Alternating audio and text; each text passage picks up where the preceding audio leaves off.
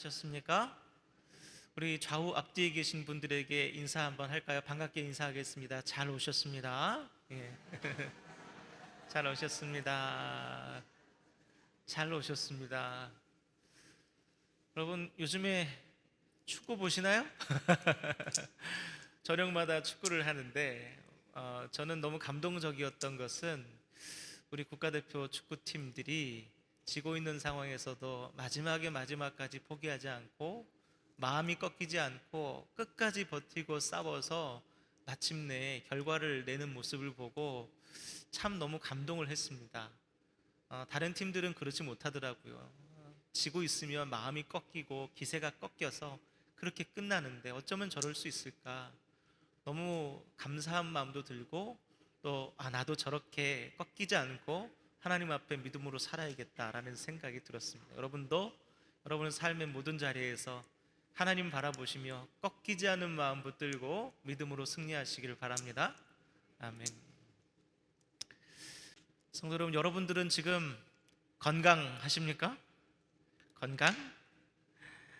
우리 교회 성도님 분들 중에 고령이신 분들이 참 많습니다. 그래서 여러 가지 질환이나 병증을 안고 살아가시는 분들이 많이 있어요. 아마도 매일 그 몇 종류의 약을 드시는 분들이 계시는 줄 압니다. 저도 나름 젊어서 괜찮겠지라고 생각했는데 50이 넘은 시점부터 갑자기 생각지도 않은 질병들이 여기저기 생기는 거예요. 그래서 이거 뭐지? 라는 생각이 들어요. 이렇게 육체의 질환들뿐만이 아니라 마음의 질환들을 앓고 계시는 분들도 있습니다. 우울증을 비롯해서 여러 가지 신경증 때문에 잠도 못 주무시고 일상생활에 상당한 지장을 느끼는 분들도 많이 계십니다. 지난 2022년 한국인의 1인당 평균 의료비 지출을 살펴보니까 4,570달러, 우리나라 돈으로 600만 원이 좀 넘습니다. 의료보험공단에서 0세부터 80세까지 약국, 병원, 한의원 등을 포함한 의료기관을 방문하는 일수를 평균적으로 계산하니까 1인당 2,509일, 5년 반이 좀 넘어요. 그러니까 연수로 따지면 평생 동안 무려 5년 반을 우리 1인당 의료기관에 신세를 진다는 겁니다. 그리고 그 기간의 반 이상이 60세부터 80세에 집중이 되어 있습니다. 그처럼 사람에게 이 질병이란 늘 우리 주변을 맴도는 결코 반갑지 않은 불청객이라고 할 수 있습니다. 언제 어떤 모습으로 찾아와서 우리에게 원치 않는 고통과 괴로움을 강요할지 모르는 일이기 때문입니다.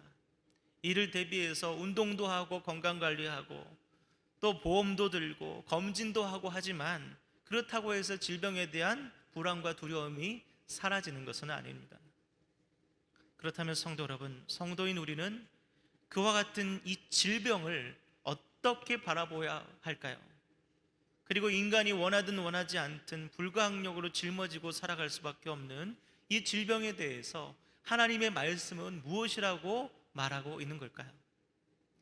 저는 오늘 본문을 통해서 이 땅에 오신 예수 그리스도께서 당시에도 수많은 사람들이 고통을 받고 있던 질병에 대해서 어떻게 바라보고 어떻게 말씀하시고 어떻게 반응하셨는지를 함께 살펴보고자 합니다.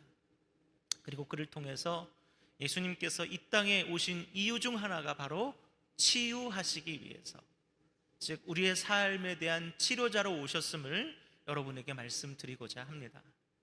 이 말씀을 들으시는 가운데 치유하시는 하나님, 치료자가 되시는 예수님을 경험하시고 저와 여러분의 육신의 질병과 마음의 질환, 그리고 우리가 속한 공동체, 이 나라 이 민족의 아픔까지도 치유하고 회복되는 그런 은혜가 있기를 주님의 이름으로 간절히 축원합니다. 아멘. 자, 먼저 오늘 본문 말씀에 대한 간단한 설명을 드리겠습니다. 본문을 보면 예수님께서 공생의 초기에 회당에서 말씀을 가르치시다가 야고보와 요한과 함께 시몬 베드로의 집으로 가는 장면이 나옵니다. 그것은 일행들이 이제 식사를 하고 휴식을 취하기 위해서였어요. 당시 유대인의 회당, 이 근처에 살았다는 것은 상당한 재력가라는 것을 의미합니다. 우리도 무슨 관공서나 아니면 중요한 건물 주변에 집이 있으면 그 집값이 굉장히 비싸잖아요. 재력가라는 거예요. 유대인들은 회당 근처에 집이 있으면 재력가입니다. 보통 우리가 알고 있는 것처럼 시몬 베드로는 가난하고 무식한 어부가 아니었습니다. 무려 자기 배를 가지고 있는 선주였고 부유한 사람이었어요. 때문에 예수님과 일행들은 베드로의 집을 일종의 선교 본부로 활용해서 하나님의 말씀을 전할 수 있었습니다. 베드로는 장모와 함께 살고 있었던 것으로 보입니다. 일행을 위해서 이제 식사를 준비해야 될 베드로의 아내가 장모가 자기 어머니가 열병을 앓고 사경을 헤매고 있으니까 예수님 일행을 보고 울면서 호소를 하지 않았겠습니까? 그때 예수님께서 나서셨어요. 예수님께서 베드로의 장모의 손을 잡으셨고 그녀를 그 자리에서 일으키셨습니다. 모든 의학적인 상식이 허물어지며 기적이 일어난 겁니다. 온몸을 달구던 열이 순식간에 가라앉고 일어날 힘도 없이 처진 몸에 다시 힘이 생겼어요. 죽음이 확실시됐던 질병이 예수님이 만지시는 그 손길로 인해서 치유가 된 겁니다. 모두가 경악한 순간이었습니다. 그리고 이 베드로의 장모를 시작으로 예수님의 치유 사역이 본격화됩니다. 소문을 듣고 각종 질병을 앓고 있는 자들이 예수님을 찾아왔습니다. 그들은 어김없이 고침을 받습니다.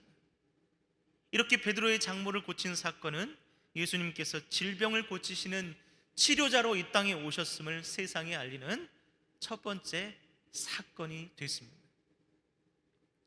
성도 여러분, 저는 오늘 이 놀라운 치유 사건을 통해서 성경이 우리에게 말씀하고 있는 바, 우리가 알아야 될 세 가지 사실에 대해서 강조하고자 합니다.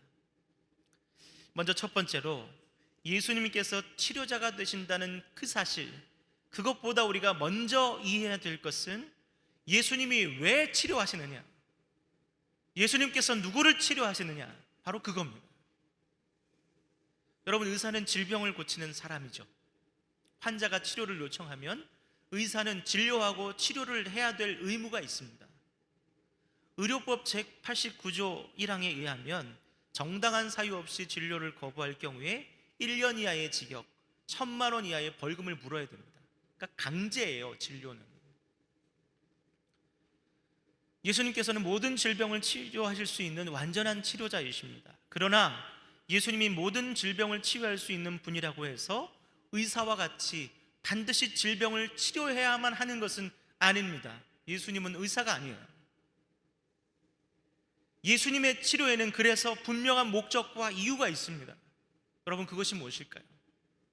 출애굽기 15장 26절의 말씀을 다 같이 함께 읽겠습니다. 출애굽기 15장 26절입니다.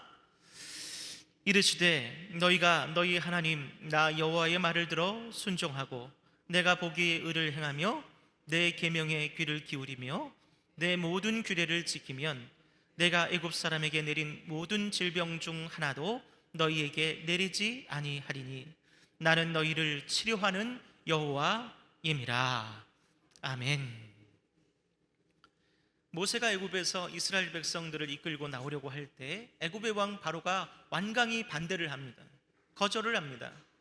그러자 하나님께서 애굽 땅에 10가지 재앙을 내리셨죠. 그중 질병과 관련된 재앙이 있습니다. 그것이 무엇입니까? 악질과 독종과 장자의 죽음, 이 세 가지. 악질은 가축에게 일어나는 전염병이고 독종은 사람 몸에 생기는 종기 같은 거예요. 장자의 죽음은 원인을 알 수 없는데 굉장히 치명적인, 단 하룻밤 만에 죽게 되는 아주 무서운 질병입니다. 그런데 하나님께서는 이러한 질병을 애굽 백성들에게는 발병하게 하시고 이스라엘 백성들에게는 발병하지 않게끔 선택적으로 내리셨다는 거예요. 여러분, 그 이유가 무엇입니까? 이스라엘 백성이 하나님의 소유였기 때문에 10가지 재앙 사건 이후에 하나님께서 모세를 통해서 뭐라고 말씀하십니까? 앞으로도 그와 같이 애굽에게 내렸던 그 질병을 너희에게는 내가 내리지 않겠다. 그러면서 나는 너희를 치료하는 여호와 하나님이다. 그렇게 말씀하셨어요. 누구를 치료한다고요? 너희를 치료하는 거예요. 반려동물을 키우는 분들이 많이 있죠, 요즘에. 그런데 동물들은 질병에 취약하고 수명도 짧기 때문에 병이 자주 듭니다. 동물병원은 보험도 안 돼요. 그래서 굉장히 비쌉니다. 예전에 키우던 강아지 하나가 병에 걸려서 며칠 동안 계속 토를 하는 거예요.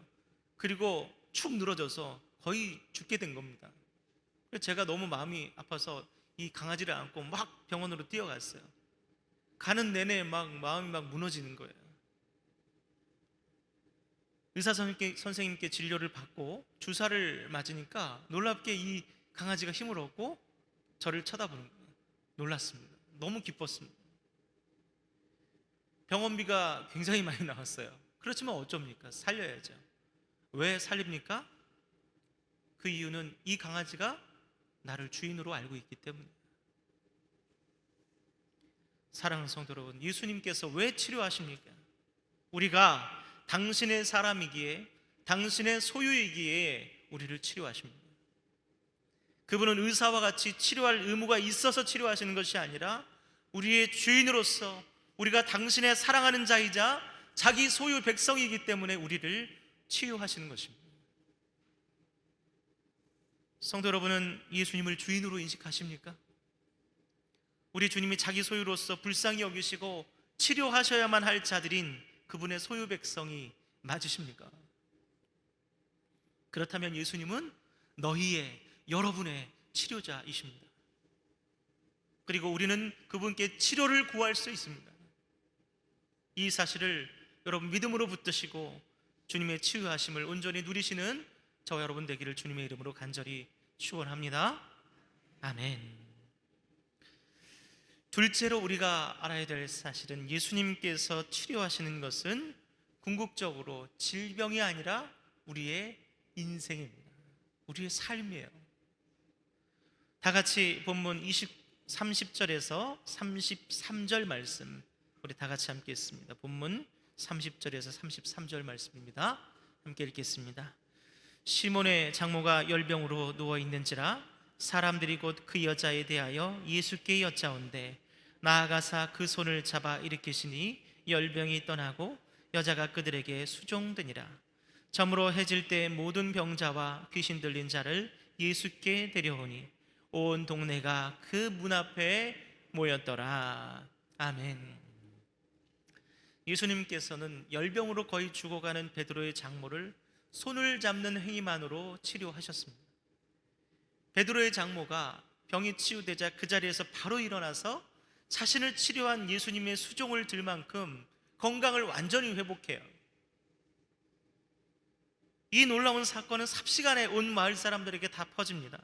32절 보면 저물어 해질 때, 즉 채 몇 시간이 지나지 않아서 모든 병자와 귀신 들린 자가 다 베드로의 집 앞으로 모였다라고 얘기합니다. 그리고 33절을 표현을 보면 재미있는데 온 동네가 그 문 앞에 모였다라고 얘기하고 있어요. 난리가 난 거예요, 동네가. 제가 어렸을 때 오산리 기도원에 가면 암 같은 중병 환자가 낫는다라는 소문을 참 많이 들었습니다. 그래서 신유의 은사를 가진 분이 손으로 그 암덩이가 있는 곳을 막 파면 이 손에 막 그냥 그 암덩이, 시커먼 암덩이가 막 끌려 나온다라는 그런 유의 이야기가 당시에는 굉장히 많이 떠돌았어요. 그래서 당시에는 심각한 질병을 앓고 있던 분들이 병원이 아니라 그 기도원으로 달려가는 경우가 굉장히 많았습니다. 요즘은 그렇지 않죠. 요즘은 유명한 대학병원에 유명한 교수님에게 줄을 대서 수술 스케줄을 잡으면 그게 기적이죠. 성도 여러분, 기적적으로 신유의 은사를 통해서 치료가 됐든 좋은 의사를 만나서 치료가 됐든지 간에 언젠가 우리는 또다시 질병이 생기거나 나이가 들고 노쇠하면 결국 죽음을 맞이하게 됩니다. 예수님께 놀라운 기적을 통해서 치유받은 수많은 사람들 중에서 지금까지 살아있는 사람이 있습니까, 여러분? 단 한 명도 없습니다. 예수님의 능력으로 죽었다 부활한 나사로가 지금 살아있습니까? 그는 또 죽었어요. 만약 예수님이 단순한 치료자로서 우리에게 오셨다면 우리의 질병을 고치시고 돌보시다가 아마 예수님의 3년 공생에는 다 끝나버렸을 겁니다. 우리가 여기서 알아야 될 것은 예수님이 진짜로 고치시는 것은 우리의 질병이라기보다 바로 우리의 인생이라는, 우리의 삶이라는, 질병의 치유는 그 인생을 건지는 과정에 불과한 겁니다. 31절 말씀을 다 같이 읽어보겠습니다. 31절 다 함께 읽겠습니다. 나아가사 그 손을 잡아 일으키시니 열병이 떠나고 여자가 그들에게 수종되니라. 아멘. 베드로의 장모가 고침을 받자마자 일어나서 제일 먼저 한 일이 무엇입니까? 바로 예수님과 예수님의 제자들에게 식사를 챙겨드리고 그들을 섬기고 수종한 거예요. 여기서 수종들더라는 말은 원어의 시제가 미완료형입니다. 이게 무슨 뜻이냐면 이것을 다시 해석하면 그때로부터 계속 수종을 들더라 라는 뜻이에요. 예수님께 병고침을 받은 그 순간부터 평생을 예수님을 섬기는 예수님의 사람이 됐다. 그 표현이 바로 수종 들더라라는 거예요. 실제로 그녀는 예수님과 그의 제자들의 사역을 평생 동안 전심전력으로 도왔습니다. 그녀뿐만이 아니라 그녀의 딸인 베드로의 아내는 베드로와 함께 전도 여행을 다녔다라는 기록이 고린도 전서 9장 5절에 나타나 있어요. 온 처가가 베드로와 함께 협력해서 예수님을 섬겼다. 성도 여러분, 이것은 무엇을 의미합니까? 진정한 예수님의 치유는 단순히 질병이 아닌 삶을 치유하고 인생을 바꿔버리는 것이라는 거예요. 내 삶이 달라지는 것이 진짜 치유라는 겁니다. 그처럼 예수님이 고쳐준 이들 중에는 인생을 전환한 이들이 있습니다. 사마리아 출신의 나병 환자, 9명의 유대인 출신 나병 환자는 고침을 받았어도 예수님께 감사하다는 말 한마디 안 하고 자기 인생을 살았습니다. 그런데 이 사마리아 나병 환자 하나는 주님 앞에 돌아왔어요. 예수님의 옷자락을 만진 유출병 걸린 여인이 또 있습니다. 그녀는 주님께 자신의 죄를 고백합니다. 그리고 주님을 따라갑니다. 예수님께서 그들에게 동일하게 이렇게 말씀하십니다. 내 믿음이 너를 구원하였느니라. 내 믿음이 너를 구원하였느니라. 치유가 진정한 치료가 아니라 우리의 구원이 진정한 치유다. 여러분, 그들 외에도 예수님께 병고침 받은 수많은 환자가 있었지만 그들은 진정으로 고침받지 못했습니다. 왜 그렇습니까? 병고침은 받았지만 예수님을 수종드는 삶으로 자신의 인생을 전환하지 않았기 때문에 내 믿음이 너를 구원하였느니라. 사랑하는 성도 여러분, 우리의 치료자이신 예수님께서 베푸시는 진짜 치유는, 진짜 치료는 질병의 치료가 아니라 바로 인생의 구원이심을 믿으시기 바랍니다. 질병은 언제나 다시 생겨요. 우리는 결국 늙고 죽습니다. 그렇지만 인생의 구원은 우리에게 영생의 소망을 주고 참된 복락을 누리게 하는 것입니다. 이를 기억하시고 남은 여러분의 삶을 예수님을 주인으로 수종들며 인생의 전환을 이루시는 진정한 치유를 누리시기를 주님의 이름으로 간절히 축원합니다. 아멘. 마지막으로 예수님의 치유가 온전히 우리 삶 가운데 나타나기 위해서, 예수님의 치유가 우리 삶에 빠르게 나타나기 위해서 필요한 성도의 삶의 모습이 있음을 하나님의 말씀은 말하고 있어요. 우리 이사야서 58장 6절에서 8절 말씀을 함께 읽겠습니다. 이사야서 58장 6절에서 8절입니다. 함께 읽겠습니다. 내가 기뻐하는 금식은 흉악의 결박을 풀어주며 멍에의 줄을 끌어주며 압제당하는 자를 자유하게 하며 모든 멍에를 꺾는 것이 아니겠느냐. 또 줄인 자에게 내 양식을 나누어 주며 유리하는 빈민을 집에 들임, 헐벗은 자를 보면 입히며 내 고륙을 피하여 스스로 숨지 않은 것이 아니하겠느냐. 그리하면 내 빛이 새벽같이 비칠 것이며 내 치유가 급속할 것이며 내 공의가 내 앞에 행하고 여호와의 영광이 내 뒤에 호위하리니. 아멘. 여러분, 질병이 빨리 낫고 싶으십니까? 질병이 빨리 낫기 위해서는 의사의 치료 외에도 필요한 것이 있어요. 의사가 권하거나 그 많은 것들을 잘 지켜야 됩니다. 하지 말라는 거 하고 하라는 거 안 하면 병이 고쳐지는 게 느려요. 몇 년 전 제 아버님께서 폐암 판정을 받으시고 투병을 하셨습니다. 암세포가 있는 뼈를 잘라내고 항암 치료를 받으시면서 굉장히 큰 고생을 몇 해 동안 하셨습니다.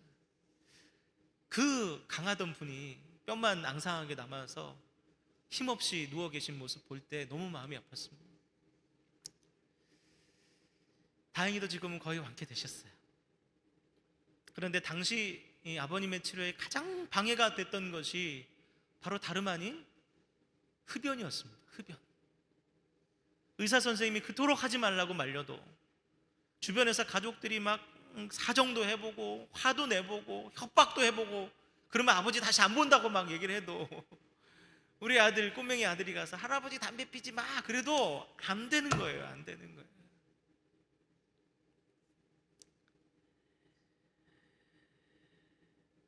그러니까 빨리 치료가 안 되는 거예요. 성도 여러분, 그와 같이 우리의 치료자 되신 예수님께서 성도의 질병을 치유하시고자 하실 때도 치유를 돕거나 혹은 더디게 하는 요인이 있다는 거예요. 큰 병에 드신 분들이 종종 기도원 가서 장기간 금식 기도를 하는 경우가 있습니다. 음식 끊고 간절한 마음으로 하나님께 집중해서 기도하고자 하는 거죠. 실제로 금식 기도하면서 질병을 치유받은 분들도 굉장히 많이 있습니다. 그런데 앞서 읽은 이사야의 그 말씀에서는 금식과 관련해서 급속한 질병 치유가 일어나는 경우에 대해 말하고 있습니다. 6절 말씀을 보세요. 6절 말씀 이하를 보면 나의 기뻐하는 금식은 이러이러한 금식이다. 단순히 굶는 게 아니라 굶고 기도하는 게 금식이 아니라 이런 일을 행하는 게 내가 기뻐하는 금식이다. 그리고 8절을 보면 그렇게 할 때 너의 치료가 급속할 것이다. 그렇게 말씀하고 있습니다. 즉 그냥 금식하고 기도하면 치유가 빠른 것이 아니라 하나님께서 기뻐하는 금식을 할 때 그때 치료가 빠를 것이다. 그렇다면 여러분, 하나님께서 기뻐하시는 금식은 무엇입니까? 우리 6절 7절을 다시 한번 읽겠습니다. 6절 7절입니다. 내가 기뻐하는 금식은 흉악의 결박을 풀어주며 멍에의 줄을 끌어주며 압제당하는 자를 자유하게 하며 모든 멍에를 꺾는 것이 아니겠느냐. 또 줄인 자에게 내 양식을 나누어 주며 유리하는 빈민을 집에 들이며 헐벗는 자를 보면 입히며 내 고륙을 피하여 스스로 숨지 아니하는 것이 아니겠느냐. 아멘. 여러분, 이게 하나님께서 기뻐하는 금식이라는 거예요. 하나님께서 기뻐하는 금식이란 곤란하고 빈궁하고 위급한 타인을 향한 도움과 섬김의 삶과 태도의 금식이라는 거예요. 즉 하나님께서 타인을 위해 봉사하고 헌신하는 이들의 삶에 급속한 치유와 회복을 허락하신다는 말씀입니다. 자원봉사 활동가 중에 박주연 씨라는 분이 계십니다. 세상을 바꾸는 15분에 출연도 하셨어요. 이 박주연 씨는 말기 혈액암으로 군에서 전역한 후에 투병을 했습니다. 그런데 그 투병하던 중에 중국 동포 자원봉사단체에 들어가셔서 다문화 봉사 활동을 시작했다고 합니다. 얼마 남지 않은 생을 하나님 앞에 봉사하며 드리겠다라고 한 거죠.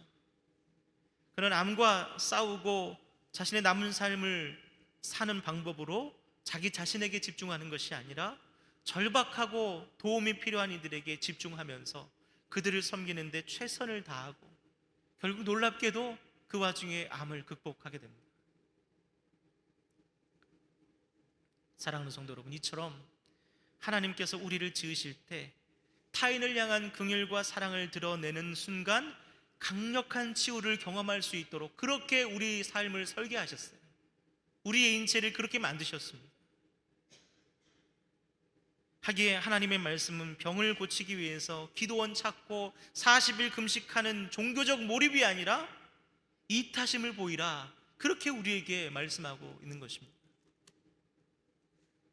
사랑하는 성도 여러분, 그처럼 빠른 치유를 경험하기 위해서 가장 의미 있는 방법이 이타심과 헌신의 삶의 태도임을 여러분 기억하시고, 그 섬김을 통해서 주님의 치유하심을 온전히 누리시는 저와 여러분 되기를 주님의 이름으로 간절히 축원합니다.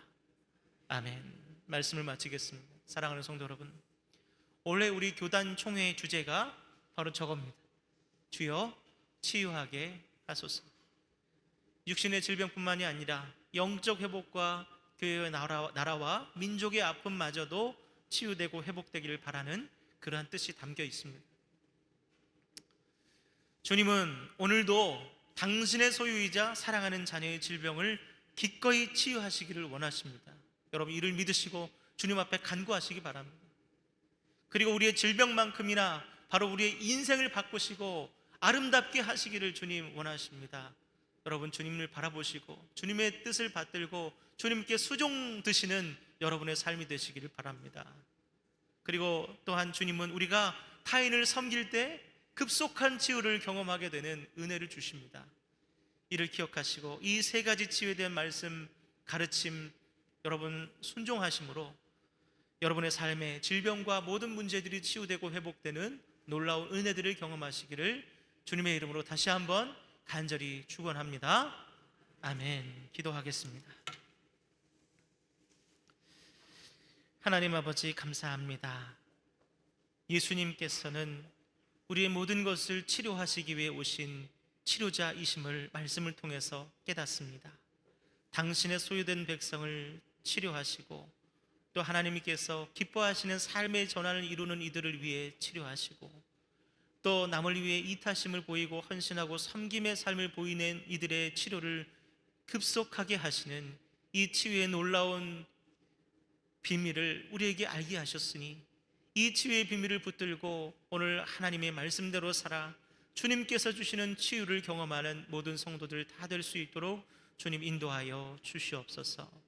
예수님의 이름으로 기도드립니다. 아멘.